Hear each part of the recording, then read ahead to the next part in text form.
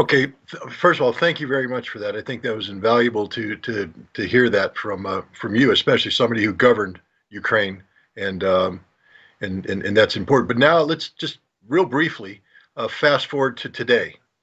We hear talk about the current government of Volodymyr Zelensky speaking of the need to evict Russians from Ukraine and reunify Ukraine.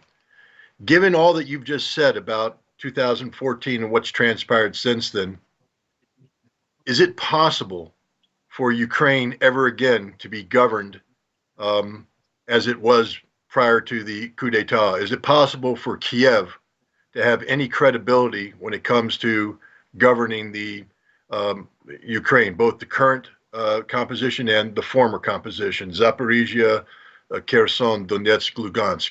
Can you envision any circumstances in which the people that live in these territories could be treated fairly by a Ukrainian government?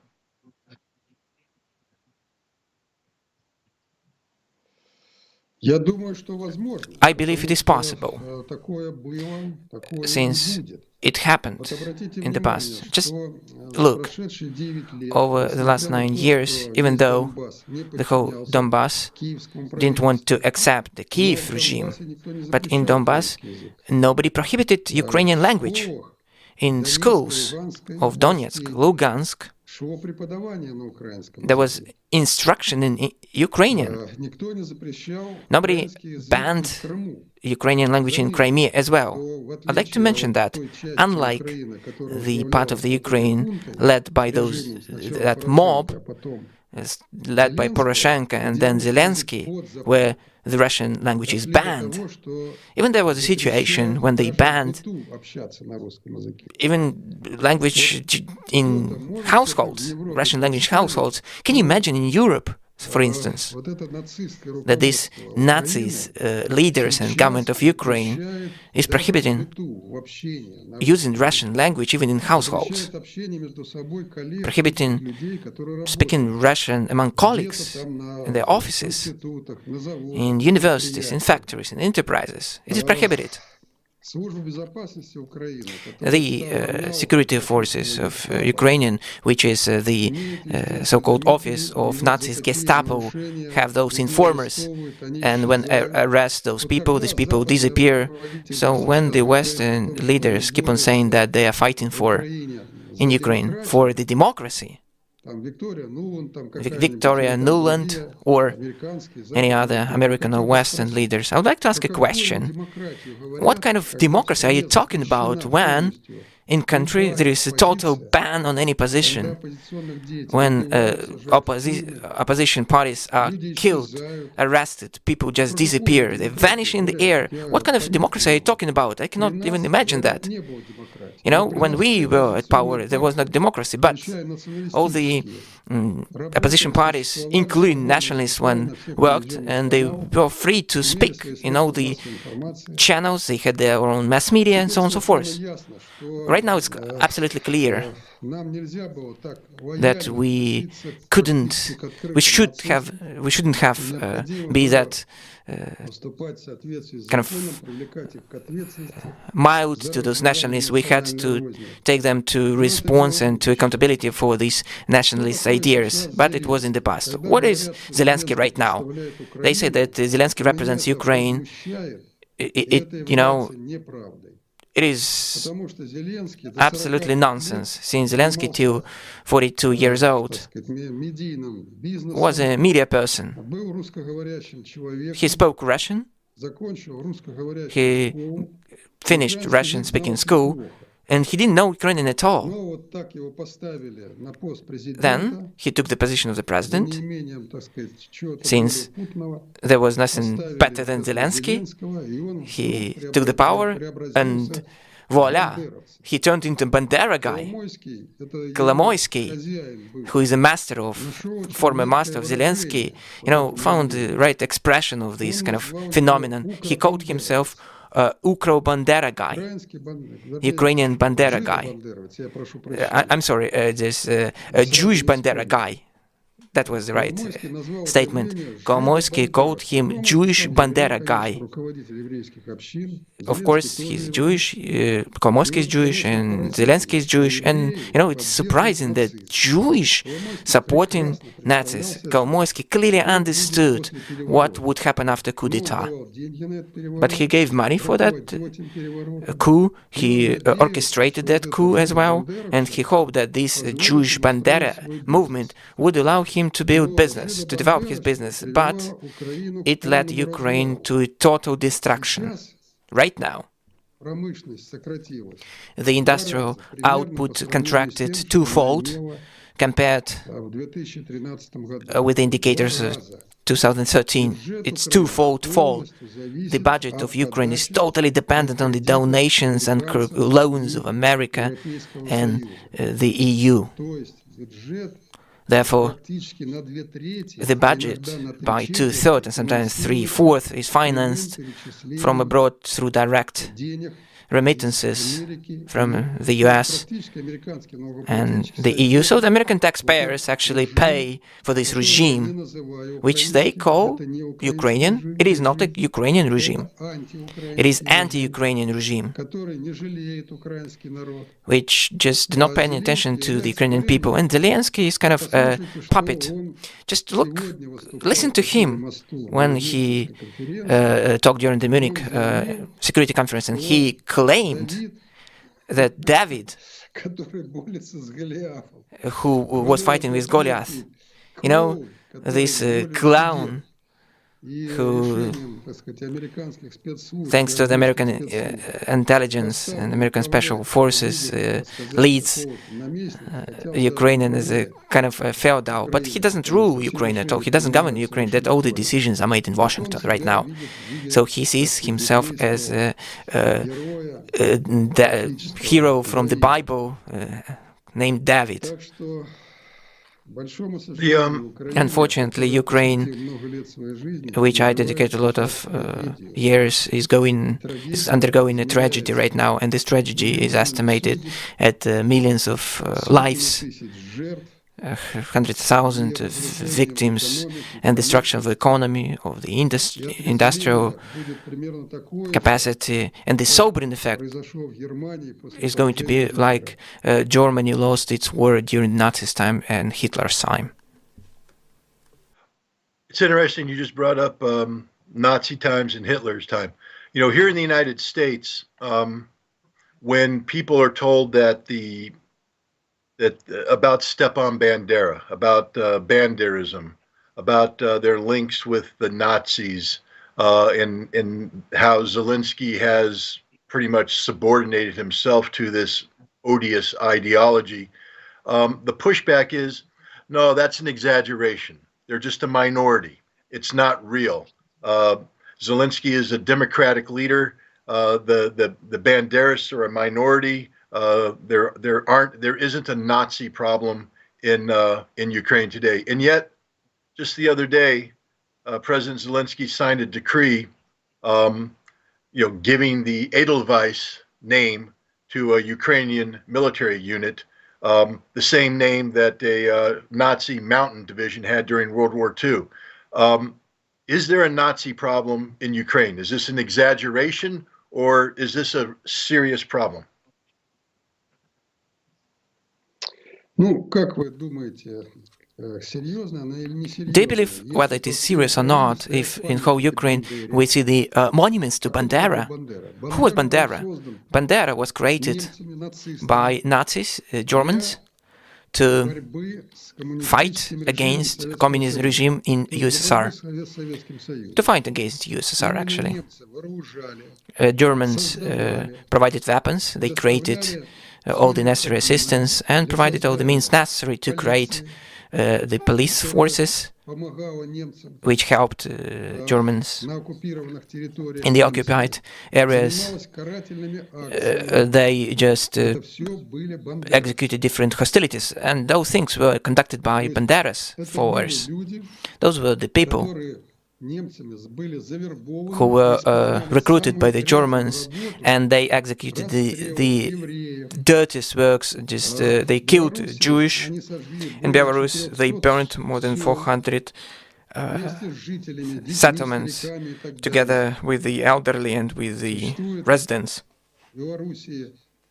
In Belarus, there is Katyn Memorial, named after the settlement of Katyn, which was burned by Bandera's guys under the leadership of the Germans. Even though they were hostile, and Germans tried to avoid participating in the most bloodiest, the most bloody operations, and those were the things executed by Bandera's guys.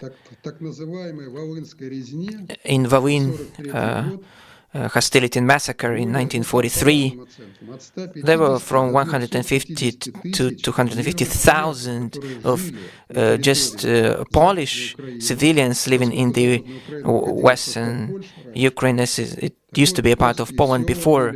So there were Polish settlements, Polish villages, and Bandera guys massacred, physically killed the kids, the elderly, the women, the Polish. And the Polish know about that. So the leader of Banderas, like Bandera himself, Shukhevich, have monuments in Kiev, the capital of Ukraine. There is a alley of Shukhevich, the alley of Hitler's followers. I don't remember exact names, but they were the followers. Right now, there is a total renaming, rebranding, but this is not the point. Even though this Nazi ideology, when the Russians are claimed to be of the second tier, which are to be massacred and killed, this is totally Nazi ideologies. Why are Americans so loyal to Bandera?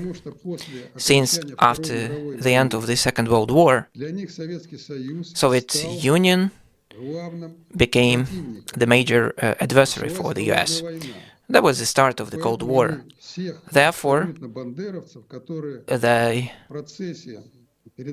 all the Bandera guys, when the Russian troops moved into Germany, they moved to the Western Hemisphere. They were recruited by the English and by the Americans, and they were allowed to freely move to Canada, to the US particularly, and many Bandera followers stayed in Germany. They created a special center in Munich to train new guys, and they used those elements, which should have gone under the trial for their massacres and participation in different bloody operations. They used them to fight against the Soviet Union.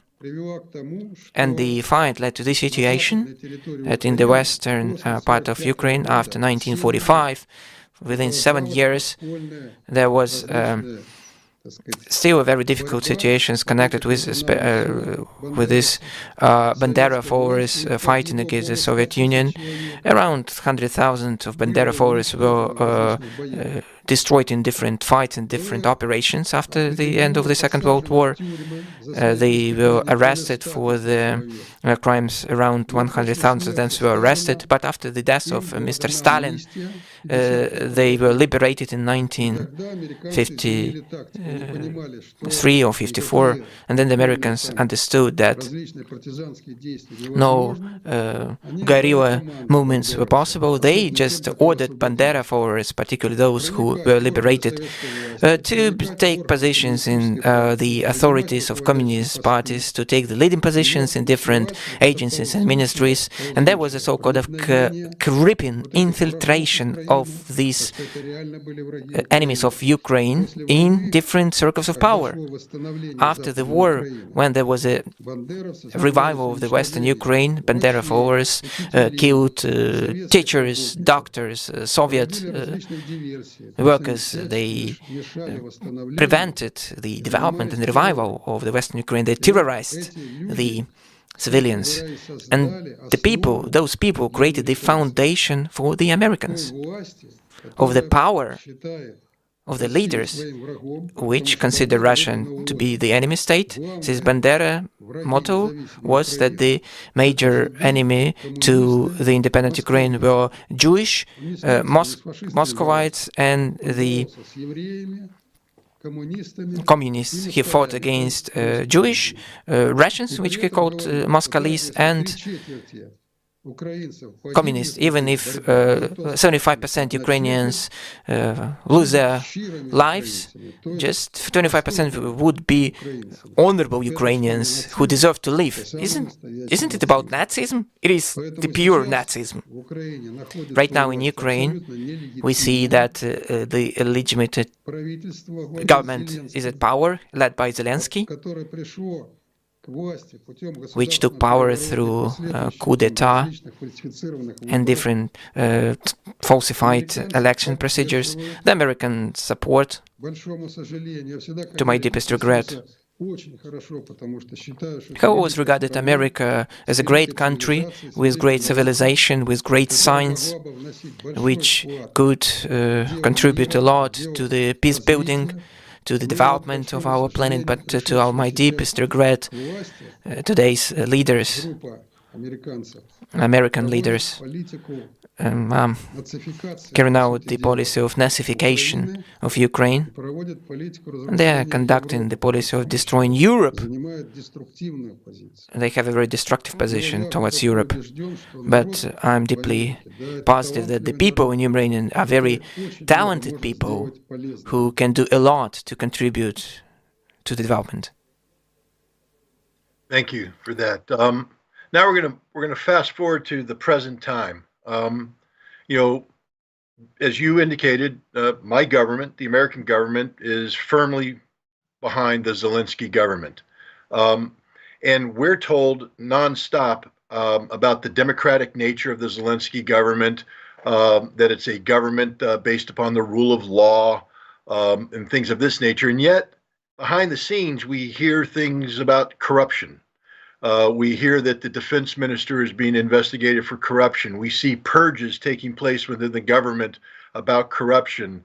Even the American military is starting to understand there might be an accounting problem, and we're demanding to find out what happened to the billions of dollars of assistance that we have provided.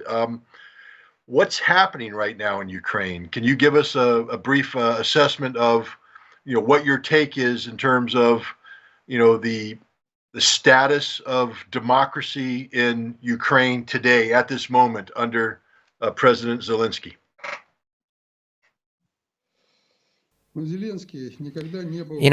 Zelensky has never been a state servant or state official. He became a president just by accident. It was not very good public servant, just considering his education, understanding what laws are, what the constitution is. Can you imagine if any president of the USA could arrest the head of the Supreme Constitutional Court? You don't have Constitutional Court, you have Supreme Court, but can you imagine that the head of this Supreme Court could be arrested by the President of US? By decree, he just prohibits the activity of the head of the Supreme Court. He arrests the head of the Supreme Court. Is it possible in America like that, something like that? I believe in America it's impossible. But for Zelensky, it's not a problem. He just resigns the head of the Constitutional Court. This is the Supreme Court in Ukraine. It isn't working in Ukraine right now. It hasn't been working for 4 years. The justice systems has been destroyed. It is not doesn't exist at all. Since the laws are not followed, the constitution is not followed. So through his decrees, people are deprived of citizenship, not through trial. He just arrests the property. For example, he believes that a person is detrimental to Ukraine. That even was before the beginning of the special military operation. That was even the case. And he imposed sanctions. He arrests accounts, deprive property. Is it possible? Is something like that possible in America or in Europe, for instance? Is something like that possible? That the executive powers, without any court or trial decision, deprive any person of property? I believe it's nonsense, but it happens. In Ukraine, is it possible to close newspaper or federal TV channel in America, any publishing house, without any award or decision of a trial? Is it possible that the deputies of the parliament of the Congress in the USA can be just killed just in the street? But in Ukraine, it's the case. Members of the parliament are killed in Ukraine without any trial decisions. Just a person is killed and just thrown out into the street. And somebody says that this is the country full of democracy. Is it possible in America that people who resist are just taken into the building, closed and burned like it happened in Odessa? Everybody knows what happened there. So Biden, shaking the hand of Zelensky, shakes the hand of a person who has his hands in blood, the criminal. If Biden doesn't care about that, I don't understand why American people shouldn't care about that. Since they finance the regime, they provide weapons to this regime. They keep close eyes on the hostilities and crimes against their own people in Ukraine. I'm not sure. In 2013, we had around 45 million of people in Ukraine. Right now, the best-case scenario is around 20 million people in Ukraine, since 10 million people left to the Western countries, Europe, around 7 to 8 million of Ukrainians left for Russia, and those 20 million left are just forcibly mobilized. They are killed at the front line. Nobody cares about the people's lives. So, when there is a peacetime, who should be responsible for the revival of Ukraine? Zelensky cannot do anything about that. He is not capable of governing the country. He will be capable only of... As for the corruption, I characterize the regime after coup d'etat by 3 words. The regime of deception, because the regime doesn't speak truth to the people. This is the regime of violence, when the major function of all the law enforcement agencies is aimed at just arresting and forcing people into different things against their own people. And the third is corruption. The third word is corruption. Since the corruption allows people to make money on war, on whatever. It allows just the mob who surround Zelensky to monetize that, and the corruption has a systematic nature. It goes through all these systems and tiers of power, starting with the small settlement head, with the central administration of Mr. Zelensky. They do not steal the money, but from the systems provided by the Americans as well. I believe that if the Americans audit the assistance, they will be very, very surprised. They will be shocked. I agree. And I hope we do audit. Now we come to the ultimate question. As I indicated in the introduction, there's 2 problems that Russia says they need to resolve. One is demilitarization, and the other is denazification. Denazification being a political problem. The Russian government has labeled the Zelensky regime a Nazi regime. The implication there is that Zelensky will not be allowed to govern in a post-conflict Ukraine. What is Ukraine going to look like when this war ends? How do you see this political problem being resolved? Who is going to govern Ukraine once Zelensky is removed from power? Are you going to govern? I understand that you are. You have a government in exile. Do you see that being part of the future of Ukraine, or do you see a government coming from inside Ukraine, or some sort of compromise thereof?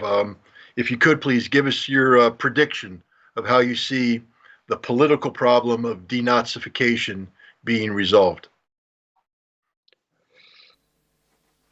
There is a number of requirements and preconditions without which development of Ukraine is impossible. The main precondition is the creation in Ukraine their own Ukrainian government, Ukrainian administration, which objective should be the prosperity of the Ukrainian people, not serving the interests of the Polish, of the Germans, of the Americans, or somebody else, but the implementation of the revival program of Ukraine and the development of a prosperous society and community in Ukraine. To solve this task by the mob which is at power is impossible. They have different tasks and objectives in front of them. Therefore, the first stage, any military conflict ends with peace. When the peace comes, there should be interim government out of the professionals and specialists who understand what should be done. And the objective of this interim government, or so-called technical government, should boil down to reviving Ukraine and prepare the country for election, for democratic, normal election. Over this 2 or 3 years period of time, there should be denazification of the country. All the people who are responsible for coup d'etats, the crimes against the people, repressions of the people should be tried and should be removed from the political circles of Ukraine. There should be the revival of democracy, real democracy, the freedom of political powers, but for the party of the criminals, the party of Nazis, and those who follow military goals. We see these powers in Ukraine right now. These parties have been destroyed, they are being persecuted, they are under the surface, partially they have been eliminated, but we see those opposing powers. Even among those 20 million people, there are 25,000 of people who are real patriots of their country, who do not serve the interests of anybody else from abroad. I'm absolutely positive, and I have seen that in Ukraine there have always been constructive powers. Of course, we have seen a lot of destructive forces, but the constructive and those good forces have always existed. The support of these powers will allow to create new government. I'm too old. I don't want to speak about myself. I can give some advice, I can give some kind of consultancy. I'm not talking about myself as a leader. I'm talking about young people who are yet to live in Ukraine, who are to work in Ukraine, and the children of whom are going to live in Ukraine. Shouldn't trust people whose children are in London or any other countries, who do not love Ukraine, who do not feel concerned about Ukraine. As our politicians in the past said, that the sorrow of Ukraine is that it is led by those people who don't care about Ukraine at all. That's the presidents we had: Zelensky, Poroshenko, Yushchenko, and the others. They talked about their love for Ukraine, but in fact they destroyed Ukraine. So we need to find people, real patriots, not like saying that they are patriots, but those people who will be into reviving and developing Ukraine. Right now, Ukraine is cannot sustain life of just people. High-tech in production capacities have been destroyed, the science has been destroyed, the culture is turned into kind of mundane culture, the education system has been destroyed. Everything needs to be recreated. It can be done only by people who have enough experience, enough expertise, and the main thing, who are real patriots of Ukraine.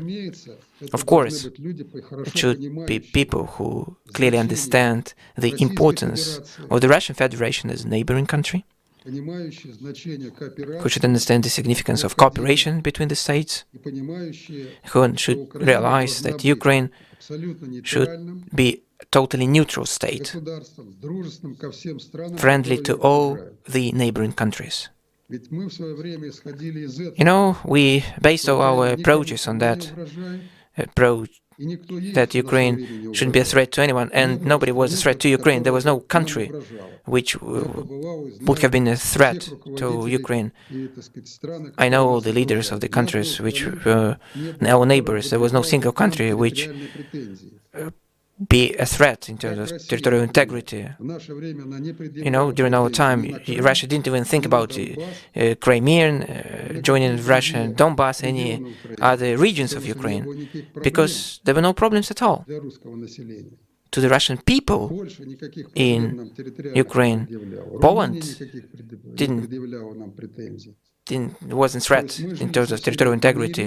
So we lived in peace with all the neighboring states, but right now the territorial integrity of Ukraine